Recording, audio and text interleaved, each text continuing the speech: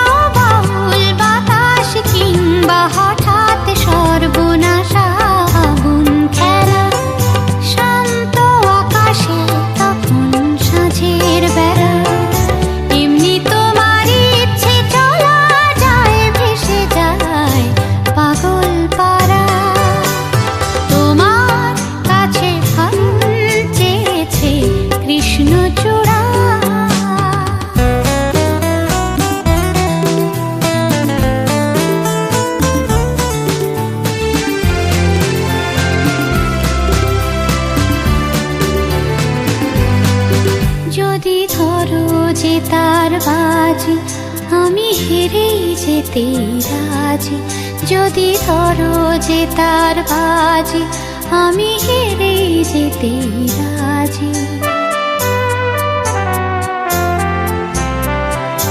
কখনো কি শূন্য মন অরণ্য কোণে হওনি নিজের মুখোমুখি, ভালোবাসার আধার তোমায় পোড়ায়নি।